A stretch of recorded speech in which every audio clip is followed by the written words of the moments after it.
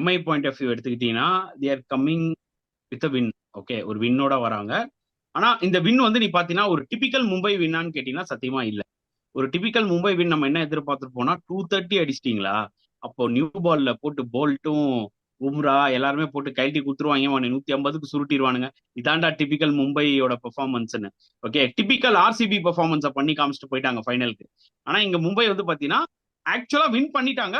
But still நிறைய ஓட்டைகள் இருக்கு இந்த டீம்லயும் ஓ இப்படி பண்ணிருக்கலாமா அப்படி பண்ணிருக்கலாமோ அப்படின்ற மாதிரி ஒரு தாட் இருக்கு. ஓகே, ஏன்னா ஜிடியோட லோவர் மிடில் ஆர்டர் கம்பேர் பண்ணும்போது பஞ்சாப் கிங்ஸ் அண்ட் ஆர்சிபியோட lower middle order are far better players. So அது ஒரு விஷயம் இருக்கு.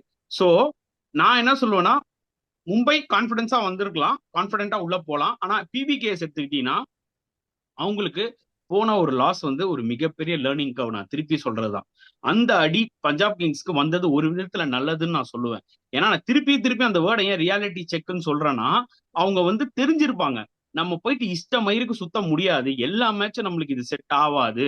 ஒரு குரூஷுவல் நாக் அவுட் கேம்ஸ் வரும்போது someone should take responsibility and they should try to play full 20 overs. என்ன wickets விட்டாலுமே ஃபுல் 20 ஓவர்ஸ் ஆட பார்க்கணும்.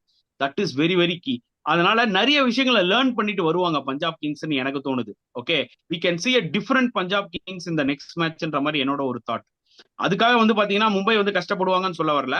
ஐ ஃபீல் லைக் இப்ப நம்ம பார்த்த இந்த 2 மேட்ச் இருக்குல்ல, இதை விட இந்த ஒரு பர்டிகுலர் மேட்ச் இன்னுமே சூப்பரா த்ரில்லிங்கா போகுன்ற மாதிரி எனக்கு தோணுது.